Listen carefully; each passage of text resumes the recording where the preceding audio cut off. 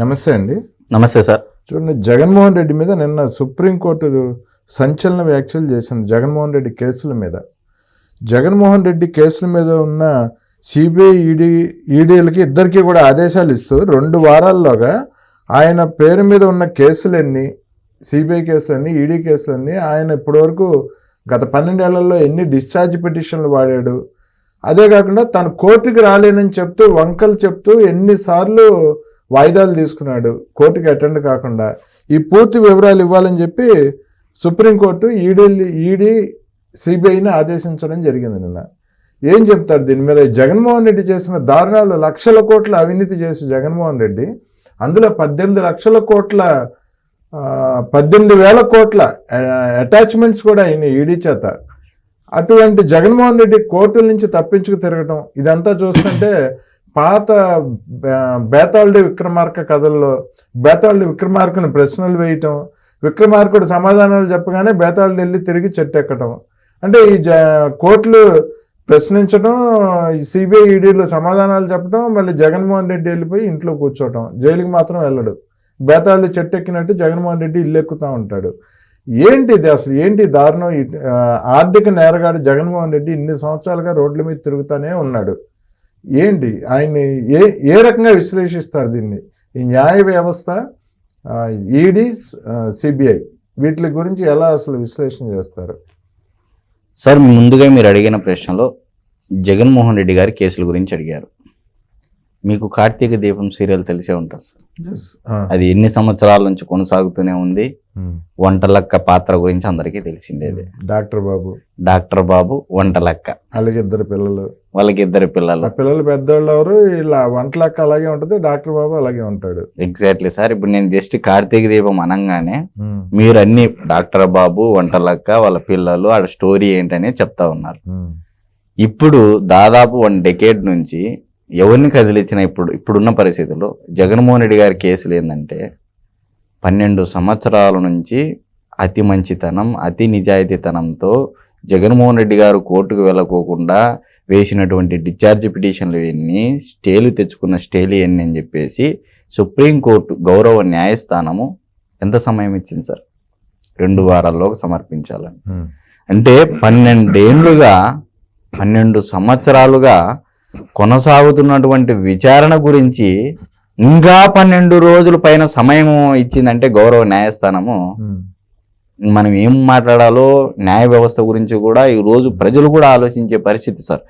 అంటే కోర్టులకు వెళితే న్యాయం జరగదు, ఆ న్యాయం కాస్త ఏళ్లకు తరబడి వెళ్తానే ఉంటుంది, కొనసాగుతూ అదొక వెబ్ సిరీస్ లాగా అలా అయిపోయింది సార్. న్యాయ వ్యవస్థ మీద ఈరోజు ఎవరికి ప్రజల్లో వీడికి వెళ్తే మంచి జరుగుతుందని చెప్పేసి ఎవరు అనుకోవట్లే. అక్కడికి వెళితే ఉన్న ఆస్తులు అమ్ముకోవాల్సి వస్తుంది అనే పరిస్థితి ప్రజల్లోనే కనపడుతుందే కానీ ఎక్కడ న్యాయస్థానం లేదు, న్యాయం జరిగిపోతుంది, ఇది జరిగిపోతుంది అని చెప్పేసి అయితే ఎక్కడ కనపడట్లేదు సార్.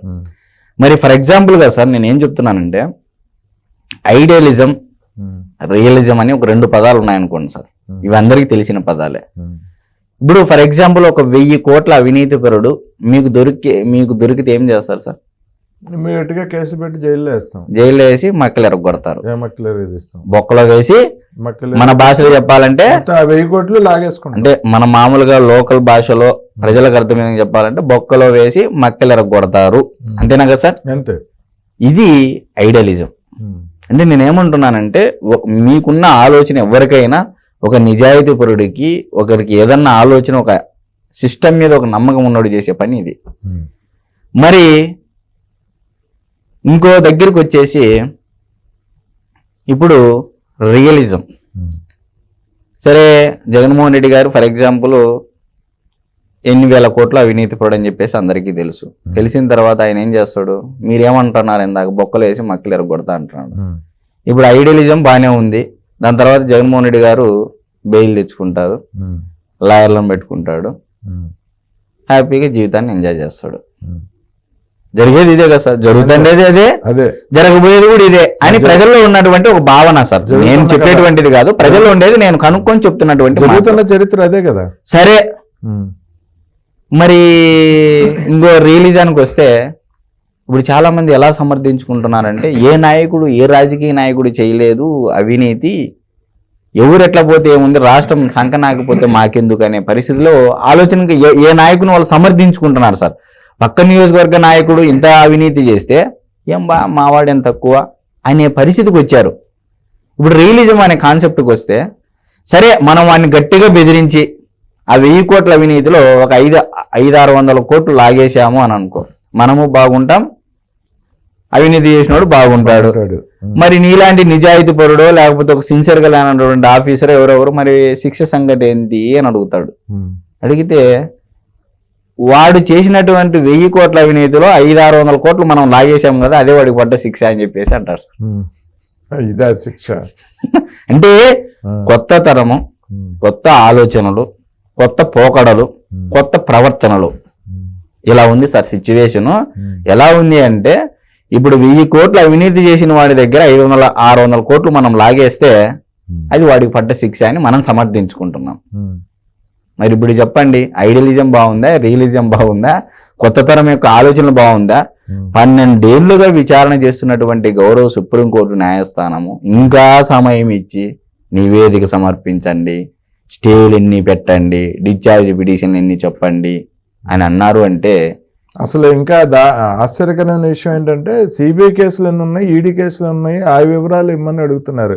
అంటే 12 ఏళ్ల తర్వాత అసలు కేసులు ఎన్ని ఉన్నాయో వివరాలు ఇవ్వండి. నేను ఇందాక అదే సార్, ఇప్పుడు మనము డైరెక్ట్ గా ఇది అని చెప్పలేము, మనం కాన్సెప్ట్ రూపంలో చెప్పాము. ఐడియలిజము, రియలిజము ప్రస్తుత వ్యవస్థలో ఇలా ఉన్నాయి సార్. ఇది ఎవరు ఒప్పుకున్నా ఒప్పుకోకపోయినా వాస్తవం, అవునా కాదా?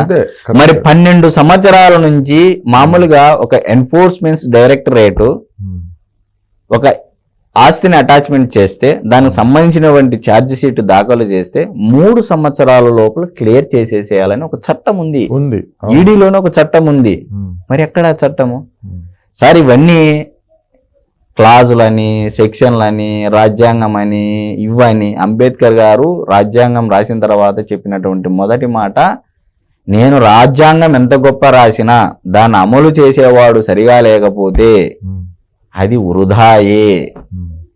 ఇప్పుడు రామాయణాన్ని 16 మంది 16 రకాలుగా బుక్కులు రాశారు సార్. ఏది చదవాలో ఎవరికి తెలియదు, ఎవరి స్టైల్లో వాళ్ళు చేశారు. ఆచరించేవాడు ఎవడు సార్? రామాయణం అందరూ చెప్పేవాళ్ళే, అందరూ బుక్కులు రాసేవాళ్ళే, కానీ ఆచరించేవాడు ఎవడు అంటున్నా. మరి ఈ రోజు పరిస్థితి కూడా అందరూ నేతలు చెప్పేవాళ్ళే, కానీ ఆచరించేవాడు ఎవడు? అన్నిటికంటే ముఖ్యమైన ధర్మం ఆచరణ ధర్మము. ఊరికనే పొద్దున అవినీతి చేసి సాయంత్రం దేవుని పట్టం ముందర కూర్చొని అదేది విష్ణు సహస్రనామము, పూర్వపీఠిక, ఫలశ్రుతి, ఉత్తర పీఠిక ఎన్ని చదవడం వల్ల పుణ్యం వస్తుందని చెప్పేసి అనుకుంటే ఏమవుతుంది సార్? ఇప్పుడు పురాణాల నుంచి మనకి నీతి ఏం చెప్తా ఉంది అనేది గ్రహించుకొని దాన్ని ఆచరించినప్పుడే కదా ఆ పురాణం చదివిన దానికి అర్థము. సుప్రీంకోర్టు న్యాయస్థానము 12 ఏళ్ల నుంచి విచారణ చేసి ఇప్పుడు ఒక 10 మంది జడ్జీలు కూడా మారిపోయి ఉంటారు సార్ సుప్రీంకోర్టులో. అసలు వచ్చిన ప్రతి జడ్జి కూడా నాట్ బిఫోర్ మీ అంటున్నారు, టేబుల్ దిగి వెళ్ళిపోతున్నారు. నాట్ బిఫోర్ మీ అంటారు మీరు చెప్పినట్టుగానే. కొత్త జడ్జి వస్తాడు, ఆయన మళ్ళీ రెడ్ వచ్చే మొదలెట్టన్నట్టు మొదటి నుంచి మొదలు పెడతాడు. ఆయన రిటైర్ అయిపోయే సమయానికి ఆయనకు విచారించి పేజీలు తిప్పి ఏం సార్, ఇంతమంది న్యాయమూర్తులు, ఇంతమంది జడ్జిలు భారతదేశంలో అందరూ చదివేది ఒకటే రాజ్యాంగమే, అందరూ చదివేది ఒకటే ఆలోచన. రాజ్యాంగం ఒకటైనప్పుడు, ఇప్పుడు గీత ఉంది సార్, భగవద్గీత అనేది ఒకటైనప్పుడు, ఖురాన్ ఒకటైనప్పుడు, బైబిల్ ఒకటైనప్పుడు ఎందుకు ఇలా ఒక్కో రకంగా మాట్లాడుతున్నారు న్యాయమూర్తులు? కానీ ఇది ఒక్క జగన్మోహన్ రెడ్డి గారి కేసు గురించే కదా సార్. ఒక కొత్త న్యాయమూర్తి వస్తాడు, ఆయన ఆలోచనలు మొత్తం దేశం మీద రుద్దేస్తాడు. ఇప్పుడు మీరు షోలే సినిమా చూసారా? అమితాబ్ బచ్చన్, ధర్మేంద్ర, గబ్బర్ సింగ్ అని చెప్పి అమ్జద్ ఖాన్ చూసారా? లేదు సార్. సో లోయల్లో ఉత్తరప్రదేశ్ చంబల్ లోయ, చంబల్ రాణి అనే ఒక ఆవిడ అంటారు, పూలందేవి. వీళ్ళు ఈ గబ్బర్ సింగ్ షోలే సినిమాలో అమ్జద్ ఖాన్ రోల్ గబ్బర్ సింగ్ కానీ, ఆ చంబల్ లోయలో పూలందేవి కానీ వీళ్ళు ఏంటంటే బందిపోట్లు. వీళ్ళు చేసేది ఏంటి? హత్యలు, దొంగతనాలు, దోపిడీలు. ఇది పురాతన కథలు, ఇవన్నీ ఎప్పుడో 25 ఏళ్ల నాటి కథలు. ఇప్పుడు ఈ రోజుల్లో మళ్ళీ గబ్బర్ సింగ్ ఎవరు, పూలందేవి ఎవరు? ఆధునిక దోపిడీదారులు, దొంగలు, అంటే బందిపోట్లు. ఆధునిక బందిపోటు ఎవరంటే జగన్మోహన్ రెడ్డి. ఈయన కూడా హత్యలు, దోపిడీలు, దొంగతనాలు చేస్తాడు ఈయన కూడా. మరి ఆ రోజుల్లో ఆ పూలందేవికి కానీ గబ్బర్ సింగ్ కానీ చావే శిక్ష అనేది చూపించారు, వాళ్ళని పూర్తిగా శిక్షించి చూపించారు. మరి ఇప్పుడు ఈ ఆధునిక గబ్బర్ సింగ్ ఈ జగన్మోహన్ రెడ్డి ఈయన కూడా చేసేది దోపిడీలు, దొంగతనాలు, హత్యలే కదా. ఆ వివేకానంద రెడ్డి గారి మా హత్య, అలాగే ప్రజల సొమ్ము దోపిడీ చేయటం, దొంగతనాలు చేయటం. సో ఈయన కూడా ఒక దోపిడీదారే, బందిపోటు దొంగ ఈయన కూడా. మరి ఈయన ఇటువంటి దొంగలకి ఇక శిక్షలు కనుక పడకపోతే సమాజానికి ఎటువంటి మెసేజ్ వెళ్తుంది? దొంగతనాలు, దోపిడీలు, హత్యలు చెయ్యొచ్చు, కోర్టుల నుంచి ఈజీగా తప్పించుకోవచ్చు అనేది ప్రజల్లోకి వెళ్తుంది కదా ఇది. సార్ ఇప్పుడు మీరు చేసిన వారి గురించి చెప్తున్నారు, ఏది దోపిడీల గురించి, దొంగతనాల గురించి, హత్యల గురించి.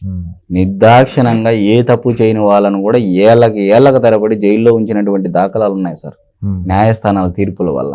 మరి వారి పరిస్థితి ఏంటి సార్? నేను ఎగ్జాక్ట్ అక్కడే చెప్తున్నాను. ఒక దళితుడు కోడికత్తి శ్రీను, యువకుడు వయసు, అతని యొక్క జీవితాన్ని 5 ఏళ్ళు ప్రైమ్ టైం తన జీవితాన్ని ఏ తప్పు లేకుండా జైల్లో మగ్గించారు సార్. మరి ఈ రోజు న్యాయస్థానం ఏం చేసింది? అన్నిటికీ ఆధారాలు కావాలంటే తనకు ఉన్నటువంటి జీవితాన్ని ఆధారం లేకుండా నిర్మించినందుకు కూడా ఈ రోజు గౌరవ న్యాయస్థానాన్ని చాలా మంది ప్రజలు ఆలోచింపజేసే విధంగా మాట్లాడుతున్నారు. మరి ప్రజలు ఏమనుకోవాలి? ఈ రోజు జగన్మోహన్ రెడ్డి గారికి శిక్ష పడిందో లేదో అనేది ప్రజలకు నమ్మకం లేదు సార్. లేదు, జగన్మోహన్ రెడ్డి గారిని జైల్లో వేస్తారు, జగన్మోహన్ రెడ్డి గారు ఆ కేసులో, జగన్మోహన్ రెడ్డి గారు ఓపెన్ గా చెప్తున్నారు నా ఎంట్రుకు పీకేదేందో పీకండి అని చెప్పేసి ఈ రోజు భారతదేశ న్యాయస్థానానికి ఒక సవాల్ విసిరాడు. వ్యవస్థకే, ఇప్పుడు న్యాయ వ్యవస్థకే సవాల్ విసిరినప్పుడు అది వాళ్ళు తెలుసుకుంటారు, మనలాంటి ఏం చేస్తామనే భావన ప్రజలు ఎక్కువైపోయింది. ఈరోజు ఒక కోడికత్తి శ్రీను, ఒక సామాన్యుడు ఏమైపోయింది సార్? ఆ కేసు పెట్టిన జగన్మోహన్ రెడ్డి కనీసం ఒక్కసారి వాయిదాకి వెళ్ళలేదు. సరే, అది కూడా అటు ఉంచితే అధికారులు గతంలో జగన్మోహన్ రెడ్డి గారి యొక్క పరిపాలనా కాలంలో జగన్మోహన్ రెడ్డి గారు ఒక పాడి ఆవులాగా ఒక నిర్మించుకున్నాడు సార్ తన సామ్రాజ్యాన్ని. ఆంధ్రప్రదేశ్ రాష్ట్రంలో ఎలా నిర్మించుకున్నాడంటే అధికారులకు, అంటే ఇక్కడ సారీ టు సే సార్, ప్రజలకు అర్థమయ్యే విధంగా చెప్పాలి కాబట్టి అధికారులను ఏ విధంగా చేశాడు? గేదెల్లాగంటే ఈ పాడి ఆవులాగంటే గట్టి వేసినాడు, ఆయనేమో పాలు వీతుక్కున్నాడు. పేడ మిగిలినది ఎవరికి సార్? ప్రజలకి, అధికారులకి. ఇప్పుడు 5 ఏళ్ళు అలవాటు పడ్డారు, గడ్డి వేసి అలవాటు తిని ఆవు అనేది ఏమైందంటే అలవాటు పడింది గడ్డికి. ఇప్పుడు గడ్డి తినుకోకుండా నువ్వు పాలి అంటే ఇచ్చే పరిస్థితి ఉందా సార్? లేదు. ఈ రోజు రాష్ట్రంలో జరుగుతున్నటువంటి పరిస్థితి ఏంటంటే, మన అదృష్టం ఏంటంటే ఆంధ్రప్రదేశ్ రాష్ట్ర ప్రజానీకం 2024 ఎన్నికల్లో గుర్తించారు, జరుగుతున్నటువంటి మోసాన్ని గుర్తించారు. గడ్డి పెట్టి పాలు పిండుకొని మన మొక్కన ఇక్కడ జరిగినటువంటి తంతు ఏంటంటే గత 5 ఏళ్లలో అని చెప్పేసి ప్రజలు ఏమని గమనించారు అంటే, అయా ఒక పాడి ఆవుకు గడ్డి వేస్తున్నాడు, ఆ గడ్డి వేసి పాలు జగన్మోహన్ రెడ్డి గారు పితుక్కుంటున్నారు, పేడ మనకి ఇస్తున్నారు అనేది ప్రజలు స్పష్టంగా గమనించారు. అందుకే కులం చూడలేదు, మతం చూడలేదు, ప్రాంతం చూడలేదు. 175 కానీ కొత్త 93% స్ట్రైక్ రేట్ తో 164 సీట్లు ఆంధ్రప్రదేశ్ రాష్ట్ర ప్రజానీకము కొత్తగా వచ్చినటువంటి కూటమి ప్రభుత్వానికి ఇవ్వడం జరిగింది. దురదృష్టం ఏంటంటే సార్, అధికారులు తెలుసుకోలేకపోతున్నారు. ఇక్కడ చాలా మంది బాధ ఏంటంటే, చదువుకున్న వారే తన చదువును, గతంలో ఐన్స్టీన్ ఒక మాట చెప్పేవాడు సార్, ఏదో ఒక కొటేషన్ ఉంది, E=delta-mc², ఎనర్జీ ఫార్ములా. అవును, ఎనర్జీ.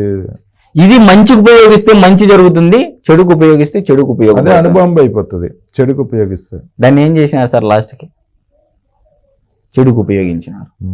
ఈ రోజు చదువుకున్న వారు విజ్ఞానాన్ని పంచి నలుగురికి ఉపాధి కల్పించి తను బతికే విధంగా, నలుగురితో పాటు నాతో పాటు నలుగురిని తీసిపోయే విధంగా చదువుకున్న వాడే ఏం చేస్తున్నాడు సార్ ఈరోజు సమాజంలో? ఇప్పుడు అధికారులు అయితేనేమి, చాలా మంది ప్రజల యొక్క ఆవేదన సార్. ఇది ఒక రాజకీయ నాయకుడు అనేవాడు 5 ఏళ్ళు ఉంటాడు, ఆయన ఒక అధికారి అనేవాడు సార్. ఈ రోజు ఒక గవర్నమెంట్ జాబ్ కొట్టాడు అంటే ఎంత వస్తుంది ఇన్కమ్ అని ఆలోచించే వాళ్ళు ఉన్నారు, కానీ ఎంత నిజాయితీగా సర్వీస్ చేస్తాడు ఆఫీసర్ అని ఆలోచించేవారు ఎవరైనా ఉన్నారా సార్? లేరు. ఇప్పుడు అసలు గవర్నమెంట్ ఉద్యోగం అంటేనే లంచాల కోసం దొరికింది ఈ రోజు. ఎందుకు సార్? గవర్నమెంట్ ఉద్యోగాల కోసము లక్షల మంది ఆడుండే పోస్టులు 10,000 పోస్టులు అయితే 10 లక్షల మంది ప్రిపేర్ అవుతారు గవర్నమెంట్ జాబ్కు. ఎవరు నిజాయితీగా పనిచేయాలని చెప్పేసి ప్రిపేర్ అయ్యే వాళ్ళు ఎంతమంది ఉన్నారు? ఒకవేళ నేను నిజాయితీగా ప్రిపేర్ అయ్యి నిజాయితీగా పనిచేస్తాననే వ్యక్తి డ్యూటీలోకి చేరిన తర్వాత ఎంత మేర నిజాయితీగా డ్యూటీ చేస్తున్నాడు? అసలు నిజాయితీగా పనిచేసే యువత అంతా మరి ప్రైవేట్ లెవెల్కి వెళ్ళిపోతుంది. ఇదే ఐఏఎస్ ఇదే ఐపీఎస్ ఆఫీసర్లు ప్రమాణం చేసి వచ్చింటారా లేదా సార్? Yes. మరి ఎక్కడో ఉన్నటువంటి మహారాష్ట్రలో ఉన్నటువంటి కాదంబరి జత్వాని గారిని ఏ విధంగా ఉపయోగించారు సార్?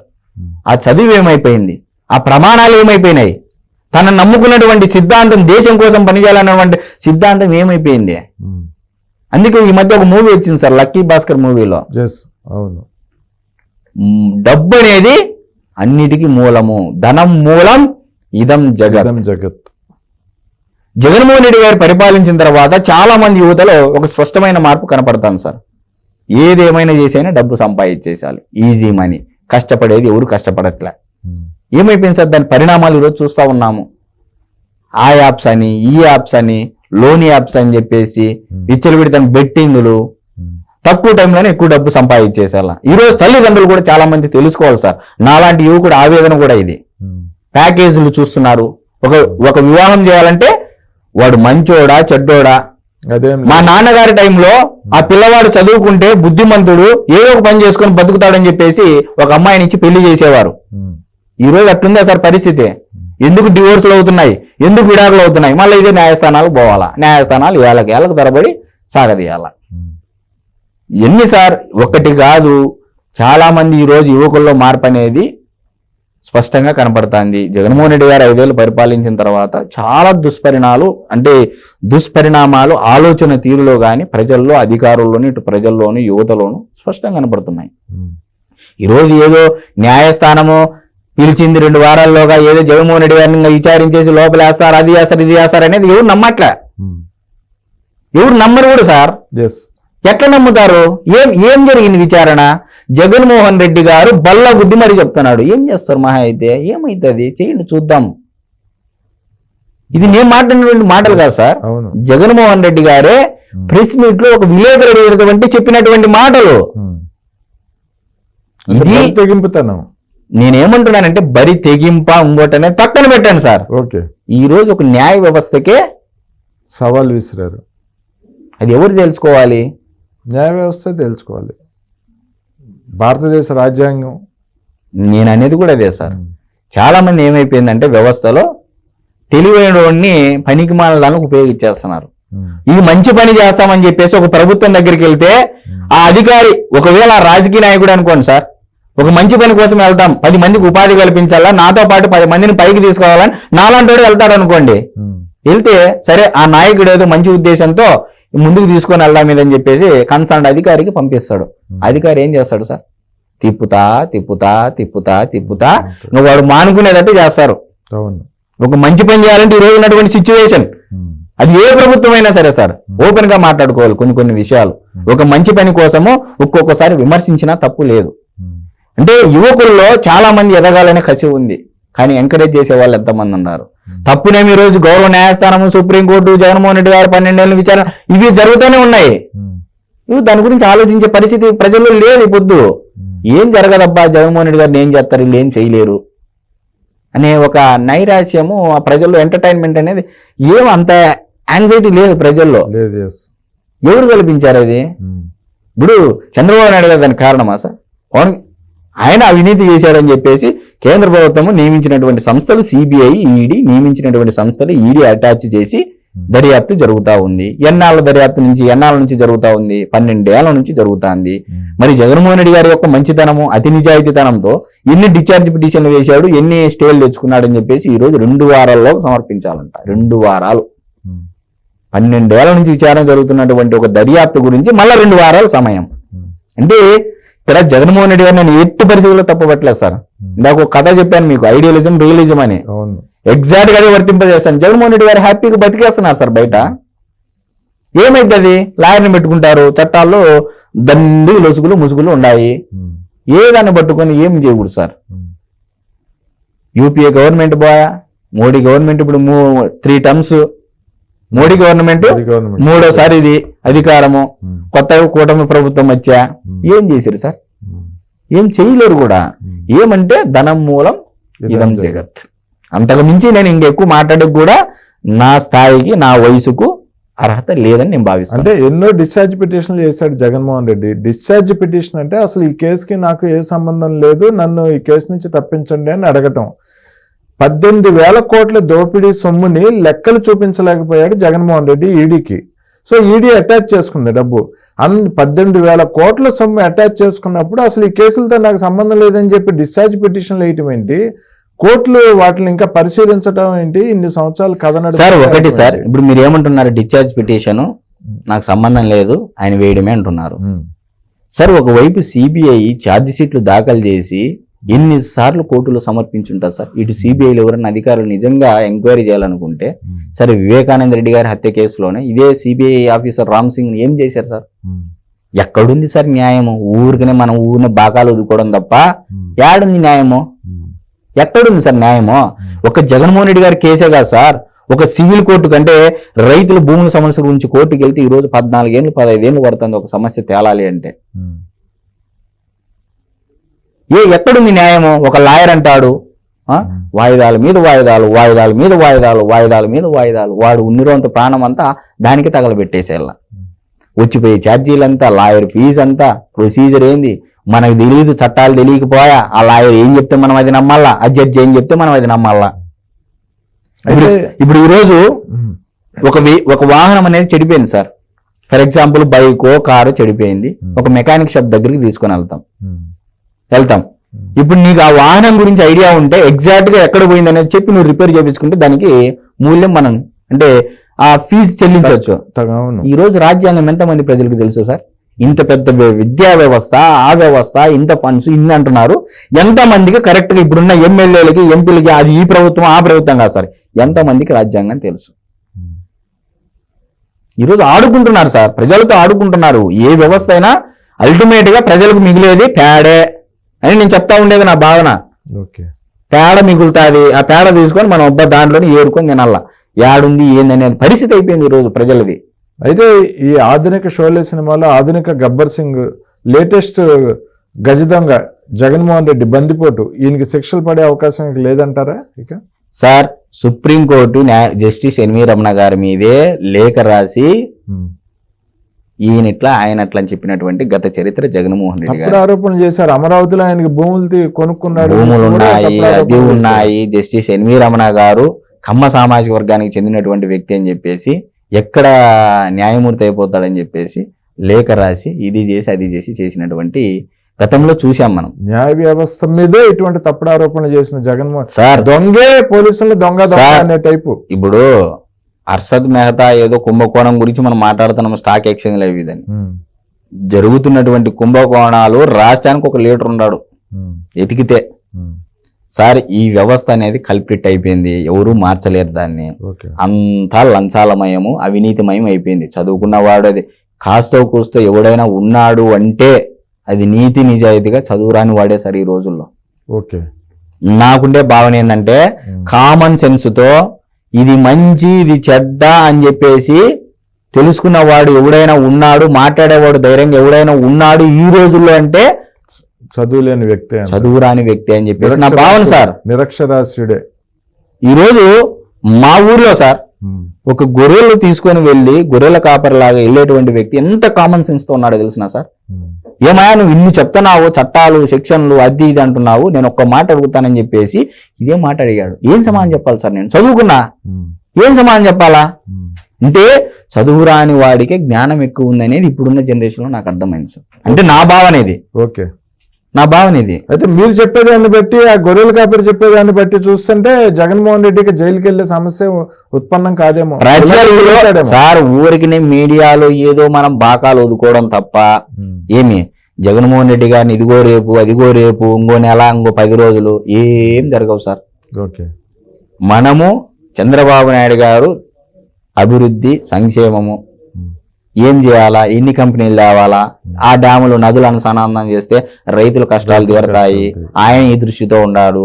ఈ మీడియా వాళ్ళు ఏంది సుప్రీంకోర్టు 2 వారాల్లో నివేదిక సమర్పించాలంటే ఇంకా ఇదిగో రేపు అదిగో రేపు అంటే ఆ ఎంటర్టైన్మెంట్ వాళ్ళు ఇచ్చినా ప్రజలు ఫీల్ అవ్వట్లేదు.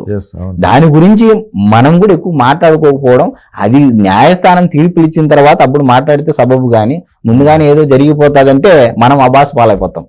అత్యాశ అవుతుంది అంటారు మనకి.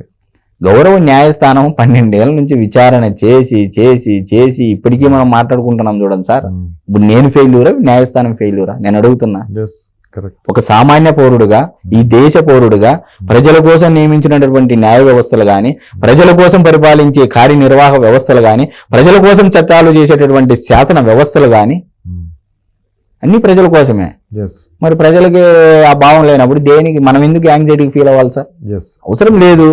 అల్టిమేట్ గా నేను ప్రజల్లో ఒకనే, నేనేం పెద్ద ఏమి రాజకీయ నాయకుని కాదు, ఇంకోటి కాదు.